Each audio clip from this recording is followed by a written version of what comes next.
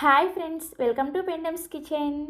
ఈరోజు వీడియోలో మన సబ్స్క్రైబర్స్లో చాలామంది అడుగుతున్న క్యాస్ట్ ఐరన్ దోశ ప్యాన్ని ఎలా సీజనింగ్ చేయాలి, అలాగే సీజనింగ్ చేసిన ప్యాన్ని ఎక్కువ రోజులు ఎలా మెయింటైన్ చేయాలి, అలాగే ఐరన్ దోశ పెనం మీద దోశలు అంటుకోకుండా రావాలంటే ఎలా చేసుకోవాలి అనేది చాలామంది ఎప్పటి నుంచో కూడా నన్ను అడుగుతున్నారు.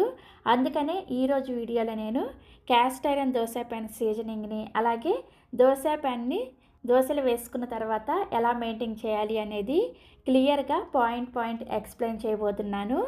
వీడియోని స్కిప్ చేయకుండా చివరి వరకు చూసి తప్పకుండా మీరు కూడా దోశల పెనాన్ని ఇలా కనుక మెయింటైన్ చేశారంటే ఎక్కువ కాలం దోశలు మీకు చక్కగా వస్తాయి.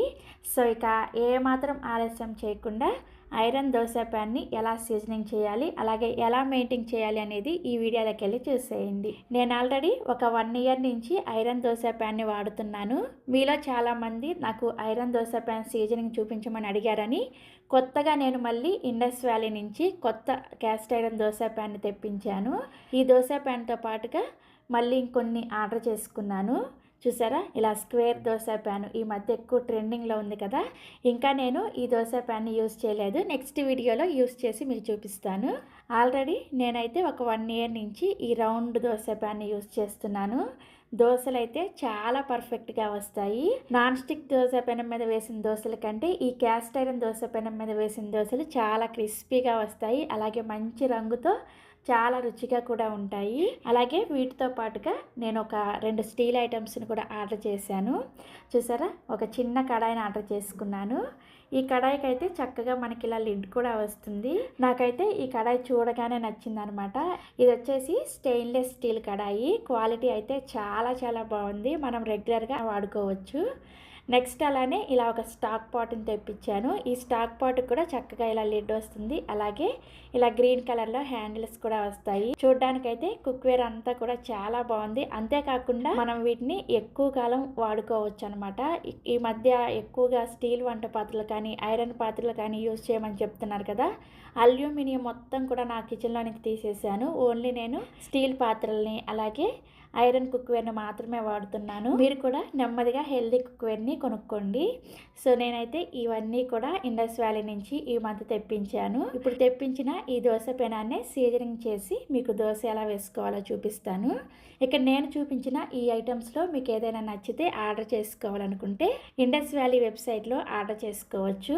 అలాగే మీరు ఆర్డర్ చేసుకునేటప్పుడు నా కూపన్ కోడ్ YAMUNA యమున అని యూస్ చేశారంటే మీరు ఇండస్ వ్యాలీ వెబ్సైట్లో ఏ కుక్వేర్ పర్చేస్ చేసినా సరే మీకు వెబ్సైట్ వాళ్ళు ఇచ్చే ఆఫర్తో పాటుగా ఎక్స్ట్రాగా 12% మన తరపున డిస్కౌంట్ కూడా వస్తుందన్నమాట. మీకు నచ్చిన ఏ కుక్వేర్ అయినా సరే కొనుక్కోవచ్చు. కొనుక్కునేటప్పుడు మన కూపన్ కోడ్ని యూస్ చేసుకోండి. సో ఇప్పుడు నేను మీకు ఈ దోశ పెనాన్ని సీజనింగ్ ఎలా చేయాలో చూపిస్తాను. ఈ దోశ పెనాన్ని సీజనింగ్ చేయడానికంటే ముందుగా పెనాన్ని స్టవ్ మీద పెట్టేసుకొని ఒక గ్లాస్ వరకు నీళ్ళని వేసుకొని ఈ నీళ్ళని ఈ పెనం మీదే బాగా బాయిల్ చేసుకోవాలన్నమాట.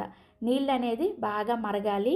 అలాగే మంటని కేవలం లో ఫ్లేమ్లో పెట్టుకొని మాత్రమే నీళ్ళని మరిగించుకోండి.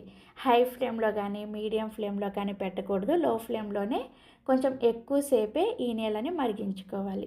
సో ఒక 5-6 నిమిషాలకి నీళ్ళు ఇలా చక్కగా మరుగుతూ ఉంటాయి. చూసారు కదా, ఇలా చక్కగా మరిగేటప్పుడు ఇప్పుడు నెమ్మదిగా దీన్ని పక్కన పెట్టేసుకొని ఈ ప్యాన్ని విమ్ లిక్విడ్ కానీ ఏదో ఒకటి మీ డిష్ వాష్ లిక్విడ్ ఉంటుంది కదా, ఆ లిక్విడ్ వేసేసి స్టీల్ స్క్రబ్బర్తో కానీ నార్మల్ స్క్రబ్బర్తో కానీ బాగా గట్టిగా రుద్దుతూ ప్యాన్ని శుభ్రంగా క్లీన్ చేసుకోవాలి. నార్మల్గా యూజ్ చేసుకునే స్పాంజ్ స్క్రబ్బర్ని యూజ్ చేయకూడదు. ఇలా స్టీల్ స్క్రబ్బర్ కానీ లేదంటే కొంచెం గరుకుగా ఉంటాయి కదా, ఆ స్క్రబ్బర్స్తో ఈ విధంగా రుద్దాలన్నమాట. మనకి కొత్త ఐరన్ ప్యాన్ అనేది కొంచెం గరుకుగా ఉంటుందన్నమాట. ఆ గరుకంతా కొంచెం మనం వాడే కొద్దీ స్మూత్గా నాన్ స్టిక్ లాగా తయారవుతుంది. సో ఇలా శుభ్రంగా ప్యాన్ని కడిగేసిన తర్వాత తడేమీ లేకుండా వెంటనే ఈ ప్యాన్ మీద నీళ్ళన్నీ కూడా ఒక మెత్తటి కాటన్ క్లాత్తో కానీ లేదంటే టిష్యూ పేపర్తో కానీ శుభ్రంగా ఈ తడంతా కూడా తుడిచేయండి. ఇలా తుడిచేసిన తర్వాత కూడా ప్యాన్ మనకి కొంచెం చెమ్మగా అనిపిస్తుంది అనమాట. అందుకని ఈ ప్యాన్ని స్టవ్ మీద పెట్టేసి 1 నిమిషం పాటు ప్యాన్ని లో ఫ్లేమ్లో వేడి చేసుకోండి. ఇలా వేడి చేసుకున్నారనుకోండి, మనకి దోశల పెనం మీద ఉన్న చెమ్మ కూడా పూర్తిగా పోతుంది. చూసారా, ఈ చెమ్మ అంతా కూడా పూర్తిగా పోయిన తర్వాత మాత్రమే దీని మీద 1 టీ స్పూన్ దాకా నూనెని వేసుకొని ఈ నూనెని 2 వైపులు కూడా అంటే పెనానికి 2 వైపులు కూడా అలాగే హ్యాండిల్స్కి అంతా కూడా ఈవెన్గా అప్లై చేసుకోండి. ఎప్పుడైనా సరే ఐరన్ వంట పాత్రలకి ఇలా 2 వైపులు కూడా నూనె రాసుకోవాలి. ఇలా నూనె రాసిన తర్వాత స్టవ్ ఆన్ చేసి లో ఫ్లేమ్లోనే ఈ ప్యాన్ నుంచి కొద్దిగా పొగలు వచ్చేంత వరకు ప్యాన్ని బాగా వేడి చేసుకోవాలి.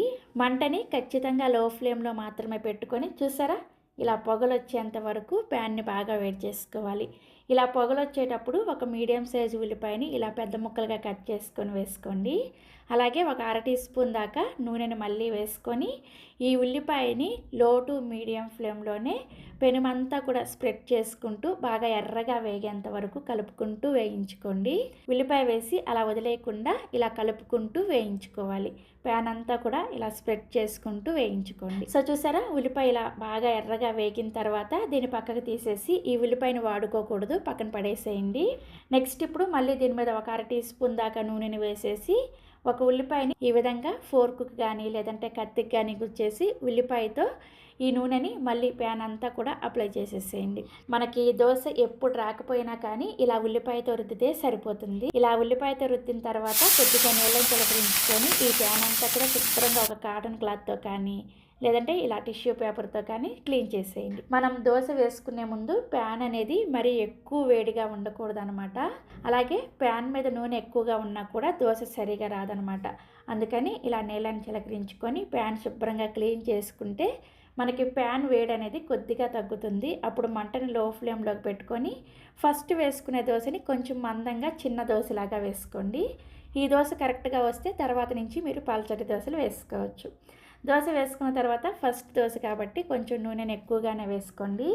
మనం క్యాస్ట్ ఐరన్ పాత్రలకి నూనెని ఎక్కువగా పట్టించాలన్నమాట. ఫస్ట్లో ఇలా చేసుకుంటే సరిపోతుంది. ప్రతిసారి కూడా ఈ సీజనింగ్ చేయాల్సిన అవసరం లేదు. కొత్త పెనం కాబట్టి ఈ విధంగా ఒక్కసారి సీజనింగ్ చేసి పెట్టుకున్నారంటే నెక్స్ట్ టైం నుంచి మీరు చక్కగా ఈ పెనాన్ని యూస్ చేసేసుకోవచ్చు. దోశ చూసారా ఎంత చక్కగా వచ్చిందో.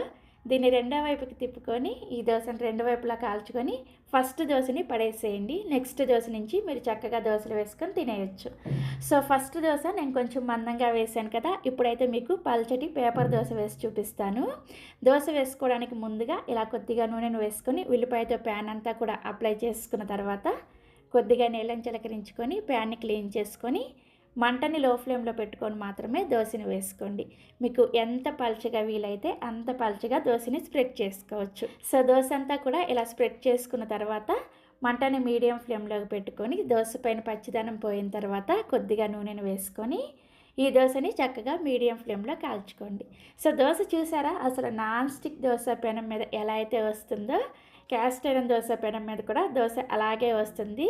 ఫస్ట్ మనం కరెక్ట్గా సీజనింగ్ చేసుకున్నామంటే మళ్ళీ సీజనింగ్ చేయాల్సిన అవసరం లేదు, చాలా పర్ఫెక్ట్గా వస్తుంది. కొన్ని దోశ పెనాలు అయితే నూనెను రాసుకొని 2-3 గంటలు పక్కన పెట్టుకోవాలి, లేదంటే 2-3 రోజులు పక్కన పెట్టుకోవాలని ఉంటాయి కదా. బట్ ఈ ప్రాసెస్ అయితే కరెక్ట్గా నేను 30 నిమిషాల్లో ఫినిష్ చేసి దోశ వేసేసాను.